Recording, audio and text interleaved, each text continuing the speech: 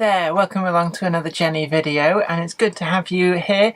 And we're going to be doing a box opening and review. We've got a few new toys to work our way through, and I hope you enjoy these new models as much as I do. So without further ado, let's take a closer look. One of the first things which immediately is noticeable on this is the size of the box. Now, we've grown used to coaches and longer wagons like the bogie bolsters from both Hornby and Bachmann coming in boxes that are exactly twice the length of a standard wagon box, and this actually makes it quite neat to be able to file these things away. Indeed, the folding crates that I get to store the boxes for my collection are perfectly set up for that, and it was a bit weird to find that these boxes are ever so slightly longer. In fact, these are actually more in keeping with the locomotive boxes that Bachmann use. I can only assume that Oxford Rail are planning on using the same box format for a number of later releases, and possibly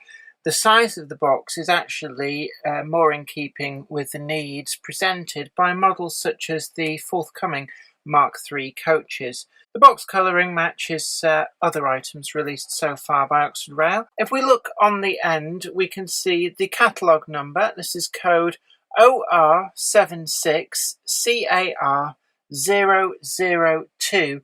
And this is the Carflat in the BR Faded and Worn livery. So coming ready weathered from Oxford Rail. There is another version that has been released in an earlier livery, so more suitable for those who would wish it to be used in a steam period. A little background on this type of vehicle that Oxford Rail have chosen to model.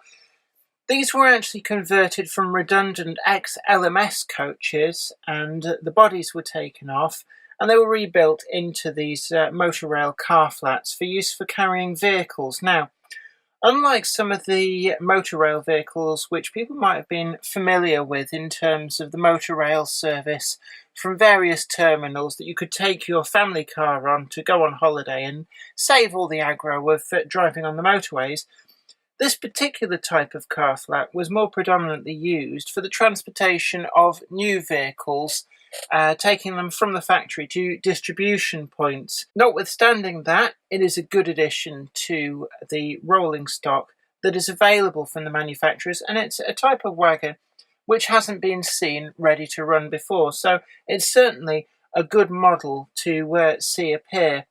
It's also interesting to note that with it being based on an ex-LMS underframe, a little bit of speculation might be as to what some of the future wagons and coaching stock Oxford Rail might have planned that could make use of things such as the bogies. And it's interesting that the prototypes of these early conversions were into bow cars, later conversions became car flats. If we open all this up and remove the wagon from within, what we can see here is actually quite a fine wagon. The side rails have been moulded in an exceptionally fine moulding, and looking closely at this, I have to say that is really well realised. The weathering itself is a little bit questionable on top.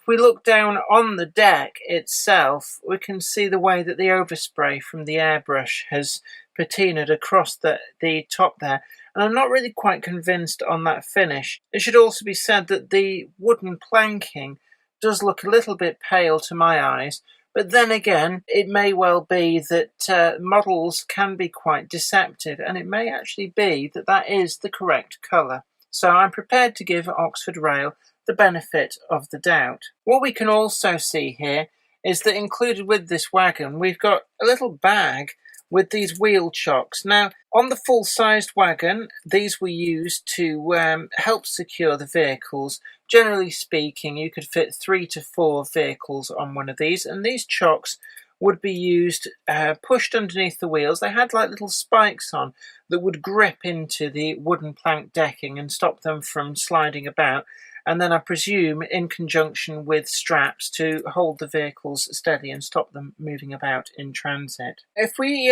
look on the side, we've got these ex-LMS bogies that appear to be all one moulding, but it has to be said the brake blocks do line up with the wheels and are actually quite close in there and are pretty well done.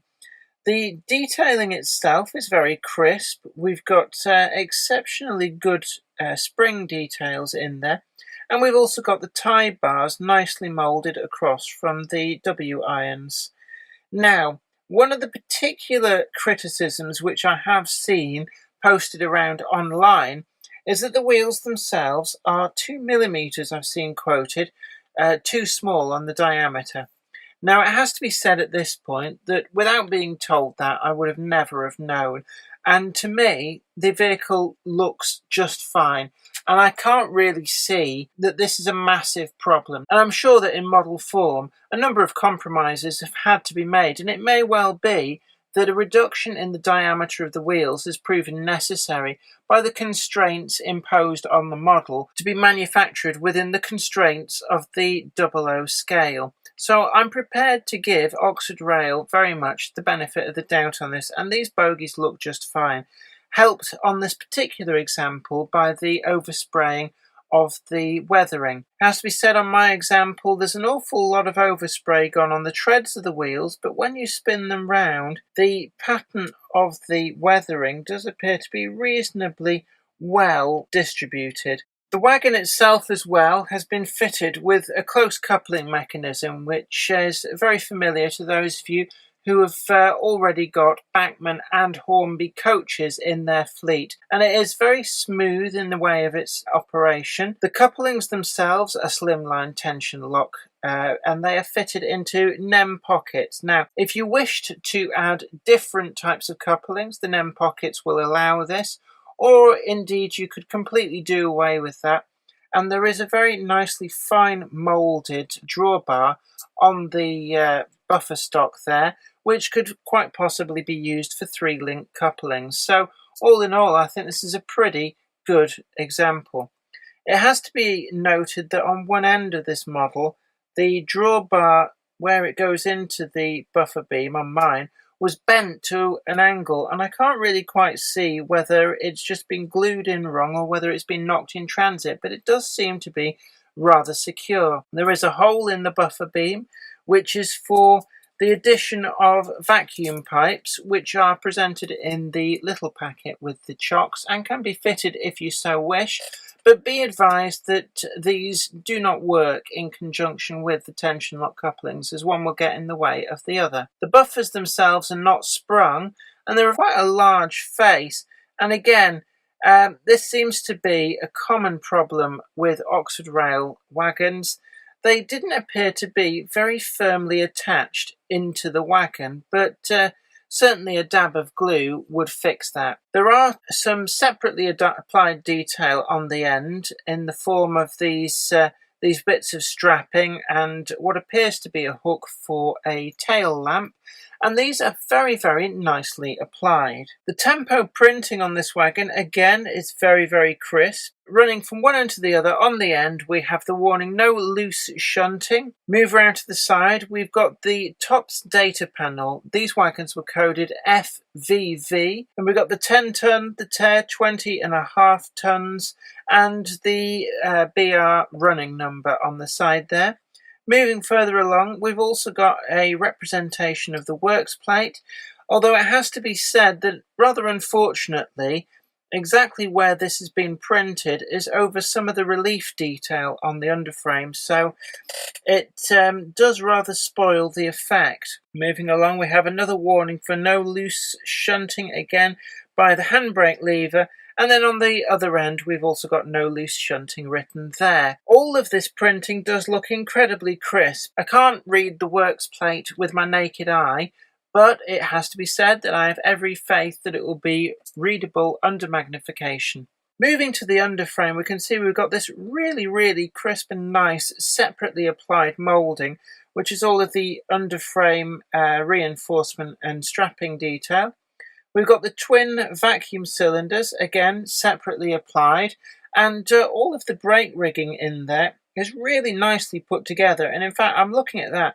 That's some of the best brake rigging that I've seen in model form. It is so crisply modelled, and when you look at it, it almost looks as though it could just work, just like the real thing. One little warning that I have to add though is that I've read online that there are some quality control issues with the assembly of the brake rigging, and it would probably be worthwhile to check each individual example in the shops just to make sure that it is assembled correctly. The warnings I've heard relate to this very fine brake detail having come loose in transit, but generally speaking it can be found inside the box. On my example, I didn't actually see any problems with this, so I can only tell you what I've seen written online. All in all, I have to say this is a really, really good package. The wagon itself looks right to me, and notwithstanding some of the criticisms that have been said about it online, particularly the size of the wheels, I don't really see this as being a detraction to me. It also provides an awful lot of play value in terms of being able to load it up with vehicles, and certainly it can be said that Oxford Rail has probably seen this as a logical extension to their range to complement their long-standing vehicle ranges. Being a wagon from the late 60s through into the 70s and still finding work into the 80s, there is all manner of suitable vehicles available, particularly from the Oxford Diecast stable. This particular example is probably going to find itself with a trio of Ford Cortinas or maybe even transit vans, although be careful to pick the right variety to match the period that you model, because as said before, these were generally used for newer vehicles, so you want clean examples and they would need to be of the newer variety and all the same variety. Well, I hope that was informative to you. Don't forget to like this video, share it too, and subscribe to the channel and you'll be the first to know about new videos as and when they go up. But big thanks to you for watching this, and until next time, you take very good care of yourself. Bye for now. Today's video has been brought to you by my books, Bringing Home the Stars, Twinkle Little Star, and also you can get the complete comic collections of All Over the House, Books 1, Books 2, and also the wacky zany Life of Knob T Mouse. Thanks, and catch you later.